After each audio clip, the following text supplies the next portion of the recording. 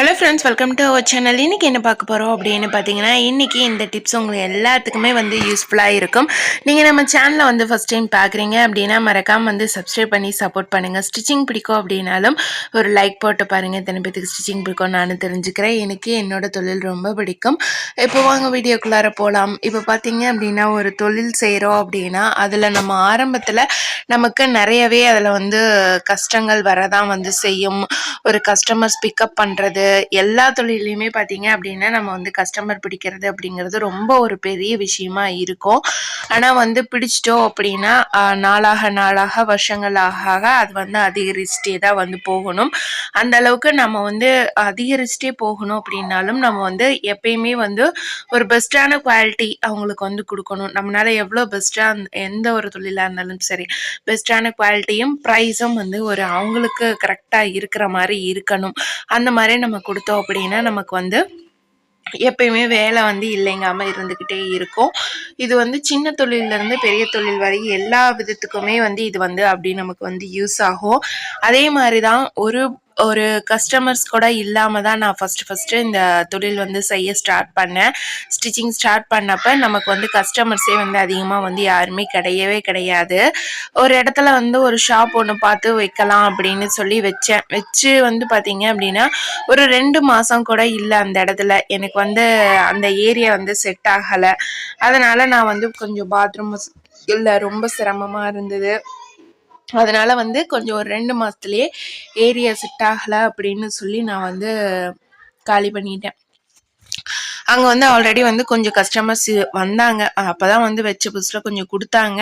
அக்கம் பக்கத்தில் இருக்கிறவங்ககிட்ட எல்லாமே வந்து சொன்னேன். அப்போ வந்து கடை புதுசாக வச்சுருக்கோம் அப்படிங்கிறதுக்காக பில் புக் ஒன்று அடித்தது. பில் புக் பார்த்தீங்க அப்படின்னா ரொம்ப ரொம்ப கம்மி பட்ஜெட், ஒரு 600 ருபீஸ்க்கு தான் வந்து பில் புக் வந்து அடிச்சது. ஏன்னா ஒரு கடைன்னா ஒரு பில் புக் கொடுக்கணும் அப்படிங்கிறதுக்காக வந்து ஒரு கடைக்குண்டான மதிப்பெல்லாம் என்னென்ன வேணுமோ எல்லாமே வந்து இருக்கணும் அப்படிங்கிறதுக்காக நான் வந்து பில் புக் வந்து அடிச்சிருந்தது. ஒரு 600 ருபீஸ்க்கு நமக்கு வந்து மொத்தமாக வந்து ஒரு 20 பில் புக் பக்கமாக வந்து இதாகிடுச்சு. அது வந்து பார்த்தீங்க அப்படின்னா கிட்டத்தட்ட வந்து இப்போ ஒரு 2-3 வருஷமாக அந்த பில் புக் தான் வந்து நான் யூஸ் பண்ணிகிட்ருக்கிறேன். அந்த பில் புக்கே வந்து எல்லாத்துக்கிட்டேயுமே வந்து காலி பண்ணும்போது அங்கே இருக்கிறவங்க எல்லாத்துக்கிட்டேயுமே வந்து கொடுத்துட்டு, நீங்கள் வந்து ஸ்டிச் பண்ணுறதுனா சொல்லுங்கள், எனக்கு டக்குன்னு வந்து வேறு இடத்துல கடையும் வந்து கிடைக்கல மாற்றி வைக்கிறதுக்கு. அதனால வந்து நீங்கள் வந்து ஸ்டிச் நம்ம வீட்டுக்கே வந்து எடுத்துன்னு போயிடலாம் அப்படின்னு சொல்லிட்டு எடுத்துகிட்டு வந்துட்டேன் எல்லா திங்ஸையுமே. சரி, நம்ம வந்து ஒரு பில் புக் அதை வந்து கொடுத்து இந்த மாதிரி வந்து நீங்கள் தேவைப்பட்டால் சொல்லுங்கள், ஃபோன் பண்ணுங்கள், நான் வந்து வீட்டிலேயே வந்து வாங்கிக்குவோம். நாங்கள் வந்து வீட்டிலே வாங்கிக்குவோம். Door step order and delivery, அதுக்கெல்லாம் எதுவும் சார்ஜ் எல்லாம் கிடையாது அப்படிங்கிற மாதிரி வந்து எல்லாத்துக்கிட்டேயுமே வந்து அப்போ தான் வந்து ஸ்டார்டிங் சொல்ல ஆரம்பித்தது. ஏன்னா நம்ம இருக்கிறது பார்த்திங்க அப்படின்னா கொஞ்சம் உள்ளார இருக்கிறோம்.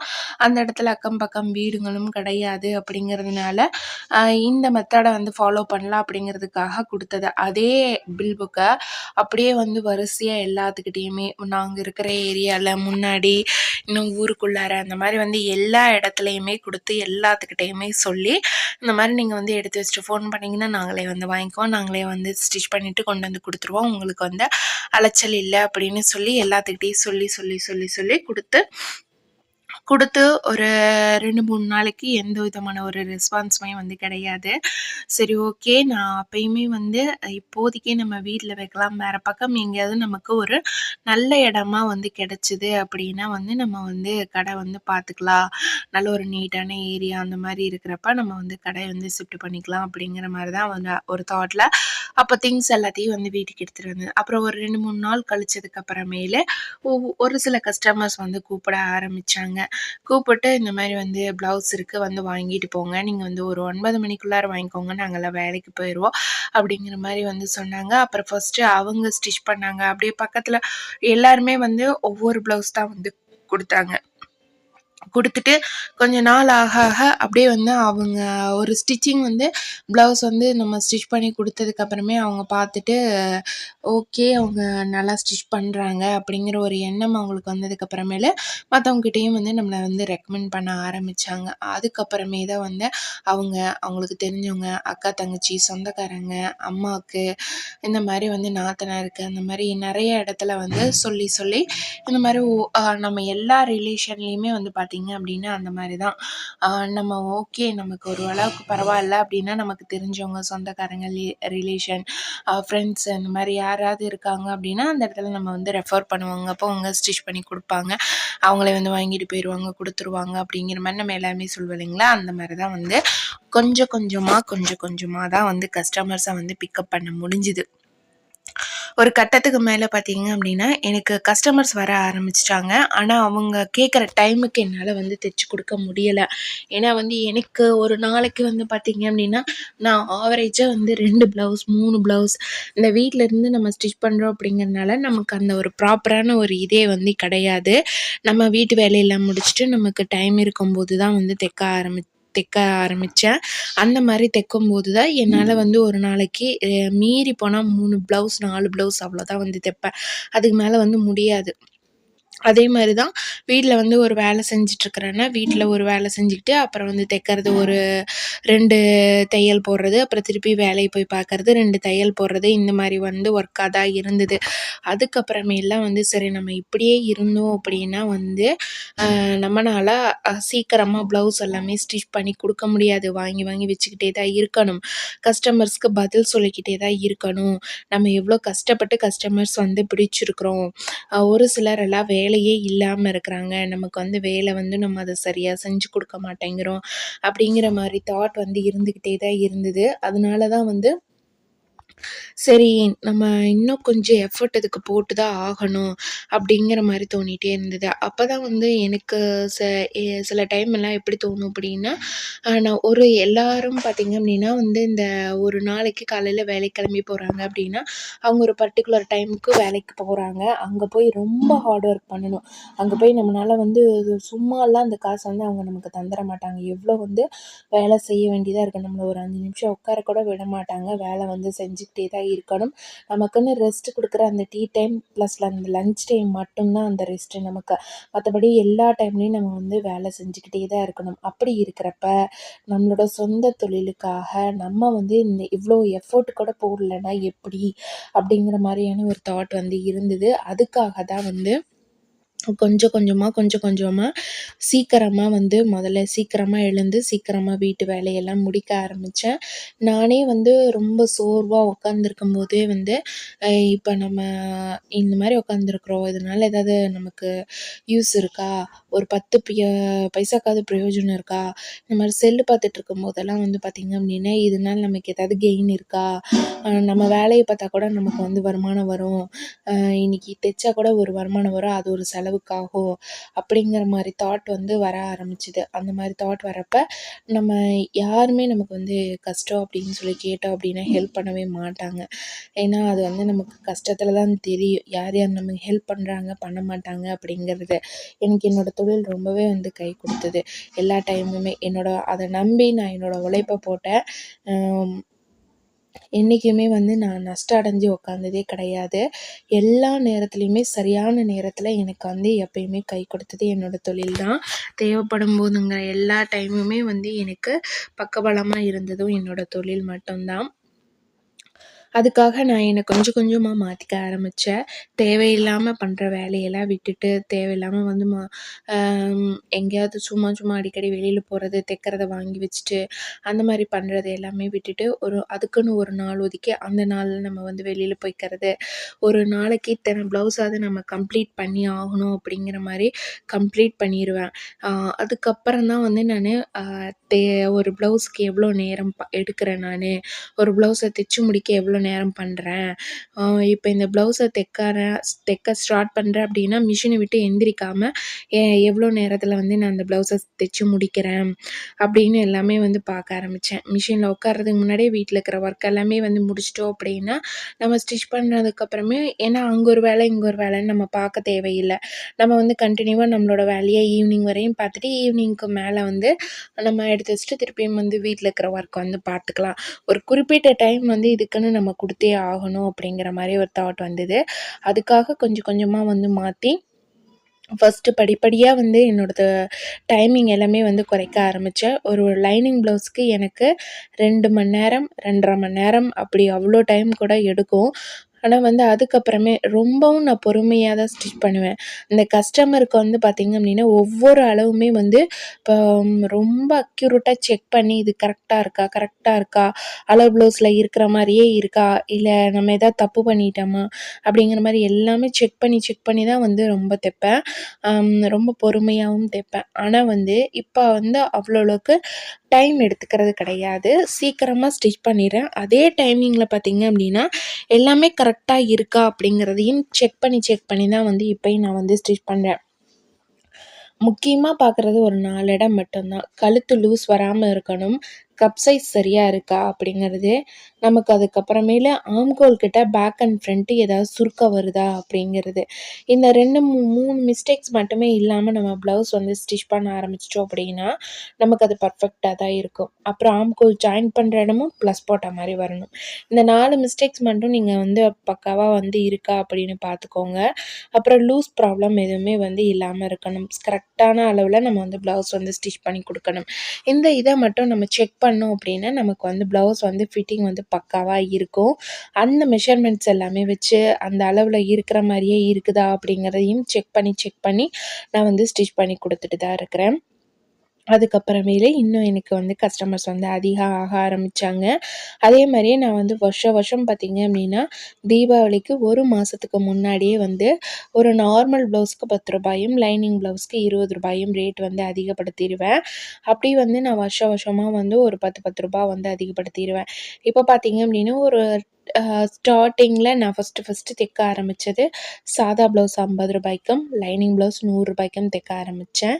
இப்போ வந்து ஒரு 8 வருஷமா வந்து ஸ்டிச் பண்ணிட்டுருக்கிறேன். இந்த 8 வருஷத்தில பார்த்தீங்க அப்டின்னா, சாதா ப்ளவுஸ் இப்போ வந்து ரூ. 120யும், லைனிங் ப்ளவுஸ்க்கு ரூ. 240யும் வாங்குறேன். ஆனா ஃபர்ஸ்ட்டு டைம் என்கிட்ட குடுக்குறவங்களுக்கு தெரியும். நான் வந்து அதிகமா வாங்குற மாரி தெரியும். ஆனா 8 வருஷமா தான் அ இந்த படிப்படியா ரூ. 10 அதிகப்படுத்தி தான் நான் இப்போ வந்து இந்த இடத்துக்கு வந்து வந்திருக்கிறேன். அந்த அளவுக்கு நானும் வந்து ஸ்டிச்சிங்கில நெறையவே வந்து டெவலப் பண்ணியிருக்கேன் என்ன. ஏன்னா நம்ம எப்பயுமே வந்து நம்ம ஒண்ணு வேணும்னு நெனைக்கிறதோட மட்டும் இல்லாம, அதுக்கான உழைப்பையும் நம்ம போட்டா மட்டும் தான் வந்து அது நமக்கு வந்து கிடைக்கும். இது வந்து நார்மல் ப்ளவுஸு தான். இந்த நார்மல் ப்ளவுஸுக்கு கஸ்டமர் வந்து ஸ்டோன் லேஸ் வந்து வைக்க சொல்லி சொன்னாங்க. ஏன்னா அவங்க வந்து இது பட்டு சாரிக்காக கட்டிக்கிறதுக்காக எடுத்திருக்கேன் அப்டின்னாங்க. இதில கொஞ்சம் இந்த மாரி கல்லு வச்சு குடுங்க, நல்லா பார்க்கறக்கு பளிச்சுன்னு தெரியும் அப்டிங்கிறதுக்காக, நம்ம இருக்கிற ஏரியா சைட் பார்த்தீங்க அப்டின்னா, நார்மல் ப்ளவுஸ்க்கே வந்து லேஸ் வச்சு ஸ்டிச் பண்றாங்க. அதுக்கு தகுந்த மாரி நம்ம லேஸ்க்கான ஸ்டிச்சிங் சார்ஜும் வந்து வாங்கிக்கலாம். இப்ப இப்படி தான் வந்து நான் படிப்படியா கஸ்டமர்ஸ இம்ப்ரூவ் பண்ணி, என்னோட என்னையும் வந்து நான் வந்து இம்ப்ரூவ் பண்ணிக்கிட்டேன். இந்த 4 டூ 5 இயர்ஸ் கேப்ல பார்த்தீங்க அப்டின்னா, நெறையவே சேஞ்சஸ் வந்து என்கிட்ட வந்திருக்குது. இந்த சேஞ்சஸ் எல்லாமே பார்த்தீங்க அப்டின்னா, நம்ம வந்து எடுக்கிறோம் அப்டின்னா, இந்த ஒரு நாள்ல வந்து அது எதுவுமே வந்து மாறிராது. ஒவ்வொரு நாளும் நம்ம பண்ற ஒரு சின்ன சிறு மாற்றங்கள் தான் வந்து, ஒரு நாள் நமக்கு ஒரு பெரிய முன்னேற்றத்த வந்து குடுக்க ஆரம்பிக்கும். அதுக்கடுத்தது வந்து பார்த்தீங்க அப்டின்னா, இப்போ வந்து ஒரு 4 டூ 5 இயர்ஸா நான் வந்து வீட்லயே தான் ஸ்டிச் பண்ணிட்டுருந்தேன்.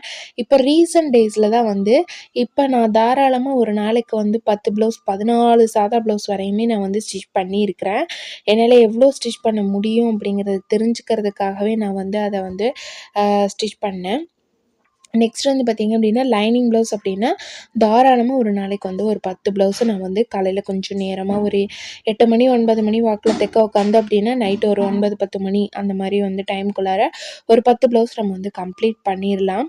தொடர்ந்து நம்ம வந்து ஸ்டிச் பண்ணிக்கிட்டே தான் இருக்கிறோம். நம்ம பண்ணும்போது பார்த்தீங்க அப்படின்னா, நமக்கு பேக் பெயினு, ஷோல்டர் பெயினு எல்லாமே வந்து வரதான் செய்யும். ஆனா, அவசர காலகட்டத்தில நம்ம எப்படி தைக்கணும் அப்படிங்கிறதும், நம்ம மீடியமான ஒரு டைம்ல, நார்மல் டைம்ல நம்ம எந்த மாரி வேலை செய்யணும் அப்படிங்கிறதையும் நம்ம தான் புரிஞ்சுக்கிட்டு அதுக்கு தகுந்த மாரி வந்து வேலை வந்து செய்யணும். நார்மல் டைம்லலாம் பார்த்தீங்க அப்படின்னா, ஒரு 5 ப்ளவுஸ், 6 ப்ளவுஸ் அந்த ப்ளவுஸ் கம்ப்ளீட் பண்ணினாலே வந்து போதுமானதா இருக்கும். கொஞ்சம் வந்து நமக்கு வேலை அதிகமாக அதுக்கு தகுந்த மாரி நம்ம வந்து நம்மள ஒர்க்கையும் வந்து கொஞ்சம் அதிகப்படுத்திக்கலாம். இப்படி தான் நான் வந்து பண்ணிட்டுருக்கேன். அதுக்கு அடுத்தது இப்ப தான் வந்து சரி இன்னும் கொஞ்சம் நம்ம கஸ்டமர்ஸ் பிடிக்கணும். நம்ம ஒரு ஷோரூம் அளவுக்கு வந்து நம்ம கடைய வந்து மாத்தணும். நம்ம கடை வைக்கணும் அப்படிங்கிற ஒரு தாட்லாம் வந்து கொஞ்சம் எடுத்தோனே ஒவ்வொன்னையுமே பண்ணிற முடியாது இல்லைங்களா? கொஞ்சம் கொஞ்சமா தான் நம்ம வந்து முன்னேற முடியும். அதுக்காக தான் இப்ப நான் வந்து அ இப்ப நாங்க இருக்கிற இடத்துலயே வந்து மெயின் ரோட்ல ஒரு சின்ன கடை தான். சின்ன கடையில இப்ப நான் வந்து ஸ்டிச் பண்ணிட்டுருக்கிறேன். இப்ப இன்னுமே எனக்கு இந்த ஊருக்குள்ளார நெறையா கஸ்டமர்ஸ் வந்து தெரியாம இருந்தவங்களும் வந்து தெரிஞ்சுக்கிட்டாங்க. இப்போதைக்கு அது கடை சின்னது தான். ஆனா வந்து கொஞ்ச நாள் கழிச்சு பக்கத்துலயே அப்படியே எங்கேயாவது மாறும்போது, கடை கிடைச்சது அப்படின்னா பக்கத்துல மாத்திக்கலாம் அப்படிங்கிறதுக்காக. நம்ம ஒரு ஷோரூம் மாரி வைக்கிறோம் அப்படின்னா, அதுக்கு தகுந்த மாரி நமக்கான பிளேஸும் வந்து இருக்கணும் இல்லைங்களா? அதுவரையும் நம்ம இந்த இதுலயே வந்து ஸ்டிச் பண்ணிட்டு இது பண்ணிக்கலாம் அப்படிங்கிறதுக்காக. இப்படிதான் நான் வந்து கொஞ்சம் கொஞ்சமா என்ன வந்து டெவலப் பண்ணிட்டுருக்கிறேன். அ இந்த இந்த மெத்தட நீங்க எல்லாமே வந்து ஃபாலோ பண்ணுங்க. எல்லாத்துக்கிட்டயுமே வந்து சொல்லுங்க நீங்க ஸ்டிச் பண்றது. ஏன்னா வந்து நம்ம ஒரு 10 பேத்துக்கிட்ட சொன்னோம் அப்படின்னா தான் வந்து ஒருத்தராவது நம்மகிட்ட குடுப்பாங்க. அப்ப 100 பேத்துக்கிட்ட சொன்னா தான் ஒரு 10 பேராவது குடுப்பாங்க. நமக்கு ஆர்டர்ஸ் வேணும் அப்படின்னா, நம்ம தான் அதுக்கு ஏதாவது ஒரு எஃபர்ட் வந்து போட்டே ஆகணும். நம்ம எஃபோர்ட் போடாம நமக்கு வெறும் ஆர்டர்ஸ் மட்டும் வேணும் அப்படின்னு சொல்லி நெனச்சோம் அப்படின்னா, கண்டிப்பா வந்து எதுவுமே வந்து கிடைக்காது. நம்மளோட உழைப்பு அதில ரொம்ப ரொம்ப முக்கியமான ஒண்ணா இருக்கணும். அது இல்லாம நான் சொன்ன மாரி வந்து நீங்க ஸ்டிச் பண்ணி குடுக்குறது அவங்களுக்கு வந்து கரெக்ட்டா இருக்கணும். அவங்களுக்கு பிடிச்சிருந்தா மட்டும் தான் அடுத்து நமக்கு ப்ளவுஸ் குடுப்பாங்க. மத்தவங்ககிட்டயே நம்மள பத்தி ரெஃபர் பண்ணுவாங்க. அது ரொம்ப ரொம்ப ஒரு முக்கியமான ஒரு விஷயம். ஆ அ அது நம்ம வந்து ரொம்பவே ஒரு இதில வந்து பார்க்க வேண்டிய ஒரு விஷயம் தான். இன்னைக்கு இந்த வீடியோ உங்களோட ஷேர் பண்ணதுல எனக்கு ரொம்ப ரொம்பவே வந்து ஹாப்பி. ஆர்டர்ஸே இல்லாம இருந்து நான் எப்படி ஆர்டர்ஸ் பிடிச்சு, எப்படி வந்து எல்லாத்துக்கும் ஸ்டிச் பண்ணி டெலிவரி குடுக்குறேன் அப்படிங்கிறத நான் இன்னைக்கு வந்து ஷேர் பண்ணேன். இது வந்து எதுவுமே வந்து என்னோட அ ரியல் லைஃப்ல நான் எப்படி கொண்டு போணும் அப்படிங்கிறத மட்டும்தான். இதுக்கு வந்து முழுக்க முழுக்க எனக்கு சப்போர்ட்டிவா இருந்தது எங்க வீட்டுக்காரர் தான். எங்க ஹஸ்பண்ட் தான் வந்து எனக்கு ரொம்ப சப்போர்ட்டிவா இருந்தாரு. இது எல்லாம் நான் எது கேட்டாலுமே வந்து பண்ணலாம் அப்படிங்கிற மாரி ஒரு பாசிட்டிவான ஒரு கமெண்ட்ல வந்து வந்தது. அதனால நீங்க எதையுமே நெகட்டிவா எடுத்துக்காம எல்லாமே பாசிட்டிவா எடுத்துட்டு, முடியும் அப்படிங்கிறத நெனச்சு நீங்க வந்து பண்ண ஆரம்பிங்க. ஆரம்பத்தில எனக்குமே வந்து ஒவ்வொருத்தர்ட்டயும் சொல்றப்ப, அவங்க குடுப்பாங்களா? மாட்டாங்களா? அப்படிங்கிற தயக்கம் இருந்தது. ஆனா குடுக்க ஆரம்பிச்சதுக்கு அப்புறமேலு எல்லாத்துக்கிட்டயுமே வந்து ரொம்பவும் நாங்க வந்து சொல்ல ஆரம்பிச்சோம். ஏன்னா, அவங்களுக்கு விருப்பம் இருந்தா குடுக்குறாங்க. இல்லன்னா விட்டுற போறாங்க. யாரையும் நம்ம வந்து கம்பல் பண்ண போறது கிடையாது. இப்ப இந்த ப்ளவுஸோட ஃபுல் ஒர்க்கும் முடிஞ்சது. நெக்ஸ்ட் வீடியோல பார்க்கலாம் ஃப்ரெண்ட்ஸ். தேங்க்ஸ் ஃபார் வாட்சிங்.